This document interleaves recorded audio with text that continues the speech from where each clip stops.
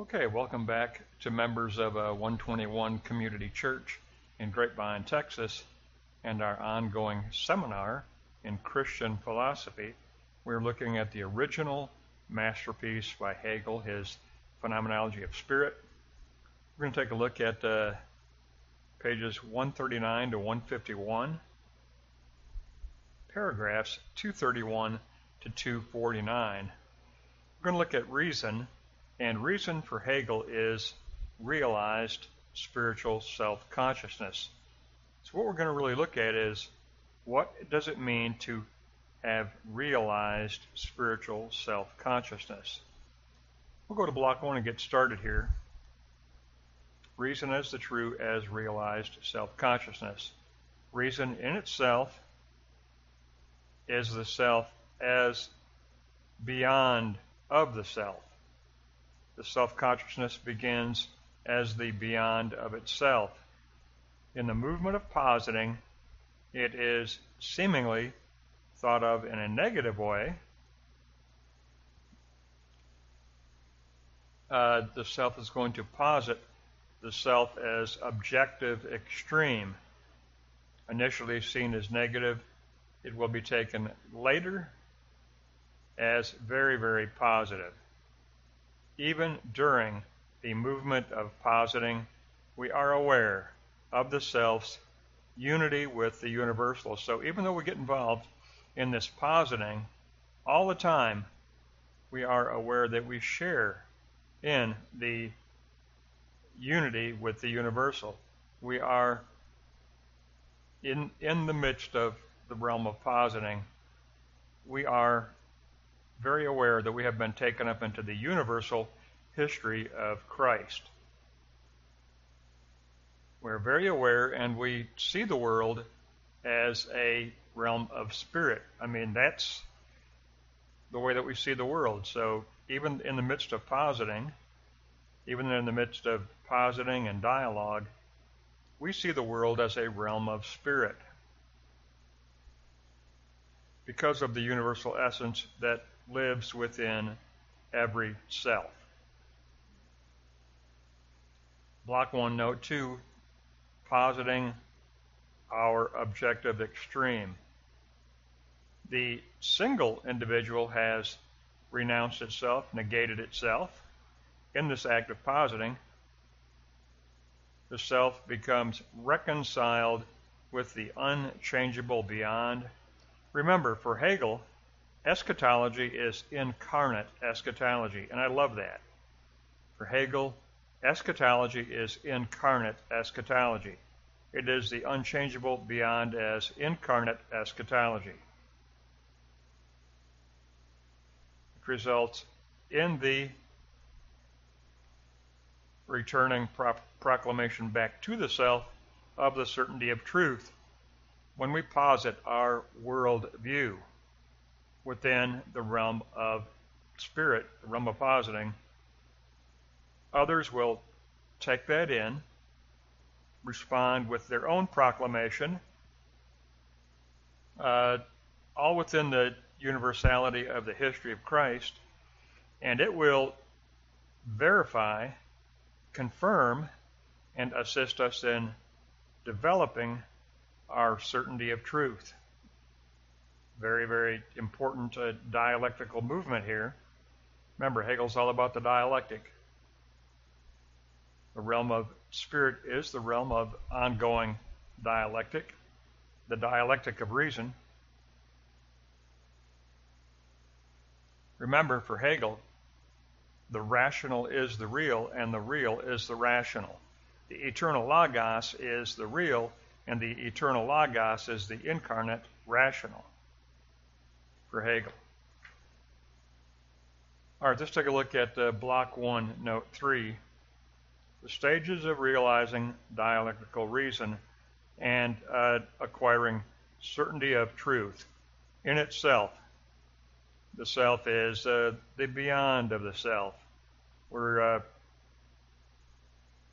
the eschatological self. This draws the self forward into positing. Then we are the self for another, for other selves. In the movement of positing, and that connects consciousness with the unchangeable eschatological beyond. Then we have the return for the self as returning proclamation. I love that Hegel calls it returning proclamation, back within the self as a contribution to our own development and maturity of reaching certainty of the truth. Realized self-consciousness equals this reason that we are discussing here. The objective extreme is now understood as positive relation. When we participate in the realm of spirit, when we participate in the realm of positing, we are actually participating in the history of Christ.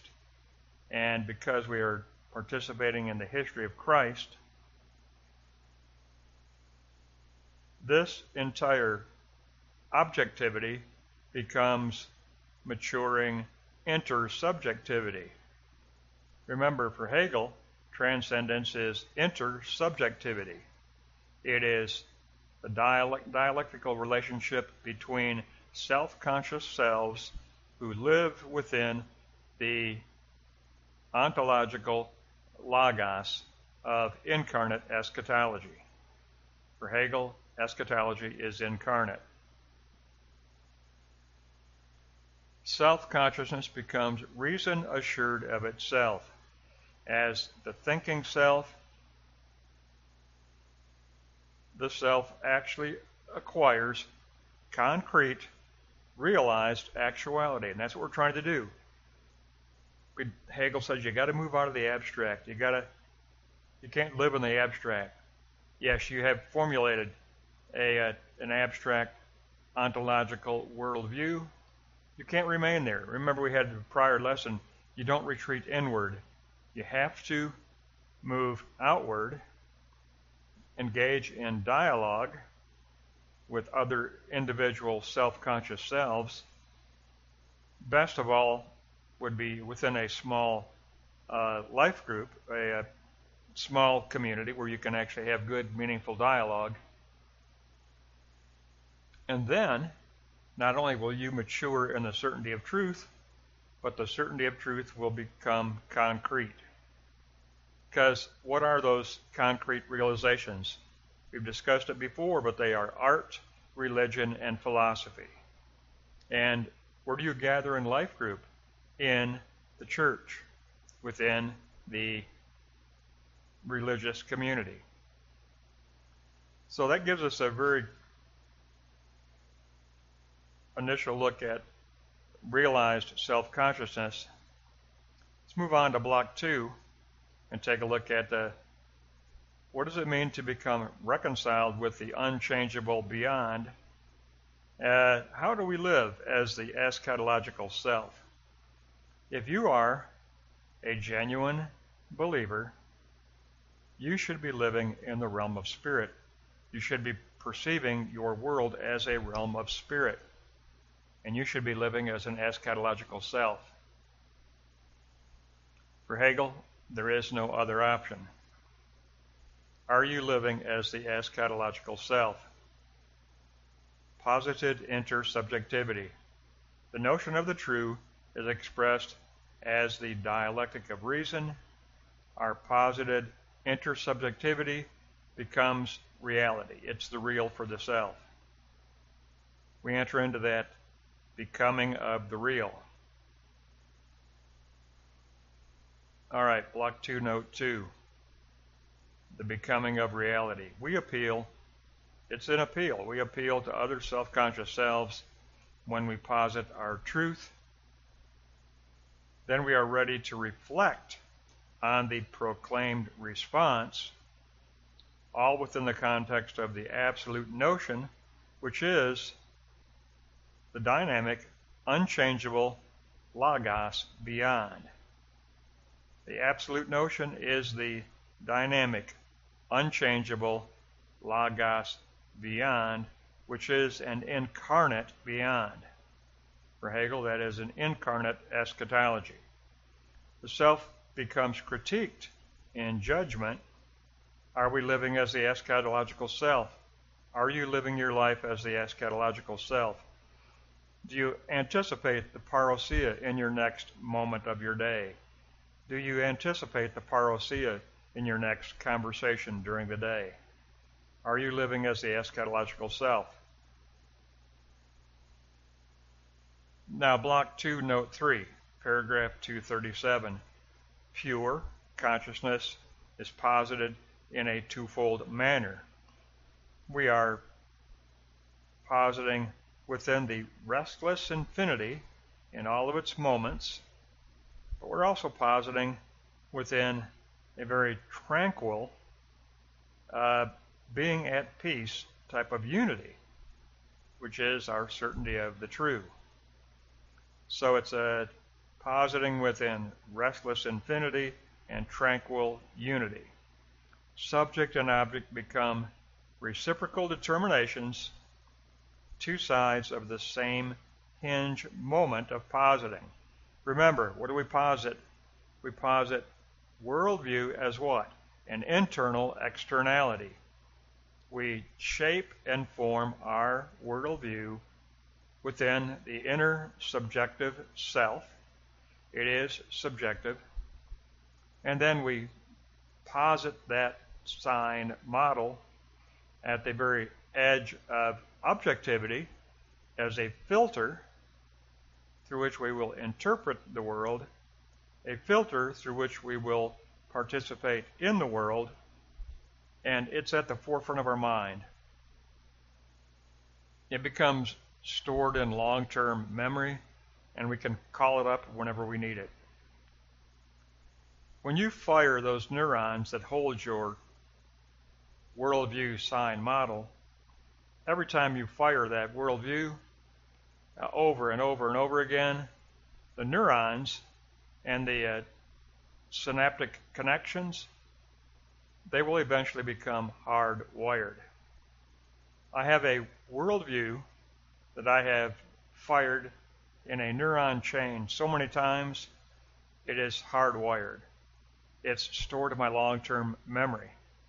And whenever I need to call it up, I can call it up. And it'll get triggered by various collateral axons, nodal entrance points, like say the word eschatology, or say the word hope, or say the word promise. And it'll fire my worldview. My worldview is something I learned from Moltmann, and it is an incarnate eschatology. So it's Moltmannian, it is Hegelian. It is, I've fired it so many times that at this point it's hardwired in my long-term memory. But that is what we do. We posit an internal externality. Let's move on to Block 3, and we conclude with what Hegel calls experiments in consciousness. What are we doing in those times when we gather in smaller groups and discuss the concepts that make up the kingdom, when we discuss the signs that make up our worldview, when we discuss the relationships between the signs that make up our worldview? We are participating in spiritual experiments in consciousness. Block 3, Note 1, these experiments concern the meaning of the notion of the true. They are spurred on by our universal interest in the world. We do seek to make our worldview concrete. We do seek to realize essence within sensate presence. We desire to participate in a shared intersubjectivity. We want to participate in a shared intersubjective universal notion of the true. Block 2, Note 2, the eschatological self practices remembrance of understanding. We recall how we were brought to the worldview that we possess. We call up the concepts that we hold to be significant ontological concepts. There's a remembrance of spiritual understanding. Recognition of the universal becomes a uniform recurrence for the self. The notion of the true returns for the self. The nature of the true notion becomes a spiritual law that governs our life. The self enters into the return of freedom. To imprint the spiritual mind set. That's called phronesis. When we gather in these smaller life groups, when we discuss the concepts that make up our worldview, when we discuss the relationships between these concepts, when we try to gain deeper and deeper maturity in our spiritual awareness, this in turn is imprinted in conscience. That is called phronesis, to imprint the spiritual mind set. And that's what we seek to do. We seek to develop and mature phronesis, our spiritual mind set. For recap, we're going to go to Block 2, Note 3, and take a look at this twofold manner in which we get involved in this realm of spirit, in this realm of positing. Pure consciousness is posited in a twofold manner, as restless infinity in all of its moments, but also as tranquil unity and a certainty of truth. This is from paragraph 237 in the Miller translation. Subject and object become reciprocal determinations, two sides of the same hinge moment of positing. One side of the hinge is subjectivity, the other side of the hinge is objectivity. Subject and object are not separated by the spiritual self-consciousness. Subject and object are never separated. Never. They are two sides of the same event of positing. Two sides of the same event of positing within the spiritual realm of spirit, which for Hegel is the spiritual realm of positing. And it does involve a twofold manner. We posit within the restless infinity of the history of Christ. We posit within the inward dwelling, tranquil unity of the Holy Spirit. The restless infinity of the history of Christ, the tranquil unity of the indwelling Holy Spirit. They both come together in the realm of spirit, which for Hegel is the realm of positing, the realm of positing spiritual worldview that we hope to get realized in a concrete way. To get realized in a concrete way. That's going to wrap up 139 to 151. It's entitled Reason, but it's really realized self-consciousness. Yeah, it's really a lesson on realized self-consciousness, paragraphs 231 to 249. Next lesson, we're going to go to the category of spirit. So, next lesson, we're going to take a look at Hegel's category of spirit.